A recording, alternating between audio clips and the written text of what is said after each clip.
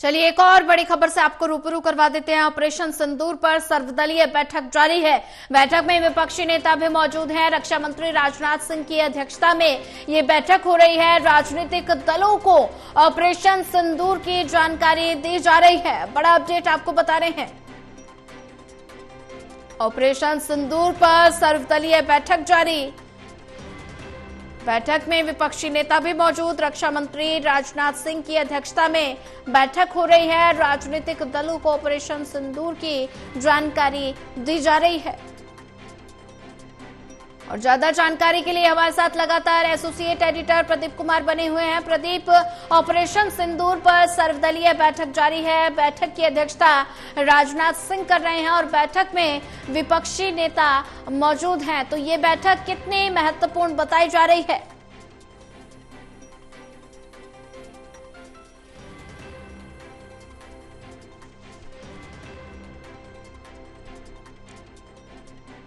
लगता है तकनीकी खामी के कारण संपर्क टूट गया है। फिर से संपर्क साधने की कोशिश करेंगे। रक्षा मंत्री राजनाथ सिंह की अध्यक्षता में बैठक हो रही है। राजनीतिक दलों को ऑपरेशन सिंदूर की जानकारी दी। ऑपरेशन सिंदूर पर सर्वदलीय बैठक जारी है। बैठक में विपक्षी नेता भी मौजूद हैं। रक्षा मंत्री राजनाथ सिंह की अध्यक्षता में ये बैठक हो रही है। और ज्यादा जानकारी के लिए हमारे साथ एक बार फिर एसोसिएट एडिटर प्रदीप कुमार जुड़ चुके हैं। प्रदीप, ऑपरेशन सिंदूर पर सर्वदलीय बैठक लगातार जारी है और बैठक में विपक्षी नेता भी मौजूद हैं और रक्षा मंत्री राजनाथ की अध्यक्षता में ये बैठक हो रही है। तो ऐसे में ऑपरेशन सिंदूर के बाद ये बैठक कितनी महत्वपूर्ण बताई जा रही है? और देखिए, बिल्कुल ऑपरेशन सिंदूर के बाद सर्वदलीय बैठक जारी है और ये सर्वदलीय बैठक संसद भवन परिसर में हो रही है। इस बीच एनएस से अजीत डोभाल ने पीएम मोदी से मुलाकात की है। तो जो ऑपरेशन सिंदूर अंजाम दिया गया आतंक के खिलाफ, उसके बाद लगातार यहाँ पर बैठकों के दौर देखने को मिल रही हैं और चूंकि पूरा विपक्ष इस पर एकजुट नजर आया है, जो भी ऑपरेशन किया जाए, पहलगाम आतंकी हमले का जवाब दिया जाए। और इससे पहले सर्वदलीय बैठक की मांग की गई थी, वो सर्वदलीय बैठक हुई थी और उसमें ये मांग पुरजोर तरीके से विपक्ष की ओर से रखी गई थी। सरकार के किसी भी एक्शन का समर्थन किया जाएगा। आखिरकार जो एक्शन हो चुका है ऑपरेशन सिंदूर, उसके बाद यहाँ पर अब एक बार फिर से केंद्र सरकार की ओर से पहल की गई। सर्वदलीय बैठक बुलाने का निर्णय लिया गया ताकि विपक्ष को भरोसे में लिया जा सके।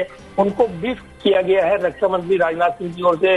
विपक्षी नेता इसमें शामिल हैं, कई अलग अलग पार्टियों के प्रमुख विपक्षी नेता जिसमें राहुल गांधी, मल्लिकार्जुन खड़गे शामिल हैं, वो इस बैठक में हिस्सा ले रही हैं। तो ब्रीफिंग दी गई है रक्षा मंत्री राजनाथ सिंह की ओर से, जो इस बैठक की अध्यक्षता कर रही हैं।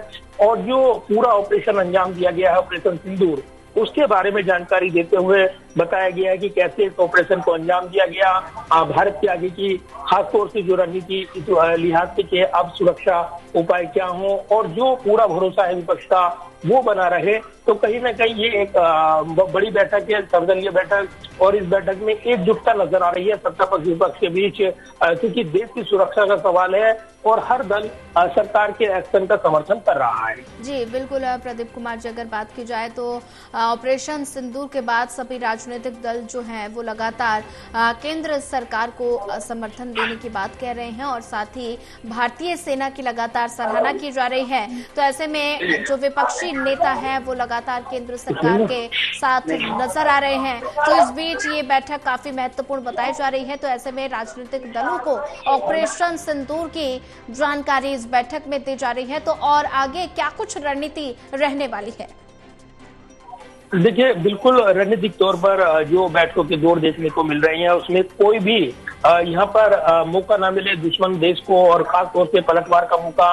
और इसके लिए अगर उसकी तरफ से कोई हिमाकत की जाती है तो उसका जोरदार जवाब दिया जाएगा। ऑपरेशन सिंदूर के बाद पाकिस्तान में जो दहशत देखने को मिल रही है और जो वहाँ के प्रधानमंत्री शहबाज शरीफ हैं, वो जवाब देने की धमकी दे रही हैं। तो इस बीच जिस तरीके से भारत ने अपनी सुरक्षा तैयारियां की है, उसमें ये कहीं ना कहीं जानकारी मिल रही है कि ऑपरेशन सिंदूर के बाद एक और एक्शन हो सकता है।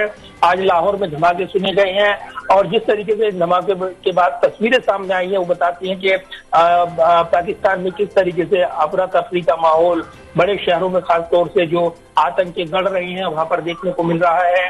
और भारत वैश्विक नेताओं को ये मैसेज देने में कामयाब रहा है कि जो भारत ने कार्रवाई की है वो आतंक के खिलाफ पिन पॉइंट टारगेट को ध्वस्त किया गया है। और इसलिए अब ये भी जानकारी मिल रही है कि भारतीय वायुसेना कोई भी एक्शन लेने के लिए, जैसे कि पहले सेना को छूट दी गई थी, जवाबी कार्रवाई के लिए वो एक्शन ले सकते हैं। जिस तरीके से सीमा पार के अभी भी फायरिंग LOC पर जिस तरीके से टारगेट किया गया है, निर्दोष लोगों को निशाना बनाया गया है, तो इसका कभी भी जवाब वायुसेना की ओर से दिया जा सकता है। निश्चित तौर पर ये बड़ा एक्शन होगा जो अब होगा। अगर पाकिस्तान की ओर से उकसाने वाली कार्रवाई बंद नहीं होती है तब निश्चित तौर पर एक और एक्शन हो सकता है। इस तरह की उम्मीदें लगाई जा रही हैं। तो फिलहाल पूरी तरीके से सुरक्षा और खासतौर से सेनाएं मुस्तैद हैं और कल ही इसको लेकर सेना की ओर से बयान भी दिया गया था कि वो कोई भी अगर पाकिस्तान की ओर से हिमाकत होती है तो उसका जोरदार जवाब दिया जाएगा, पलटवार किया जाएगा। तो माकूल जवाब देने के लिए सेना की तीनों अंग जो है वो मुस्तैद नजर आ रहे हैं। जी बिल्कुल प्रदीप कुमार जी, आप नजर बना के रखिए, आगे भी आपसे अपडेट लेते रहेंगे।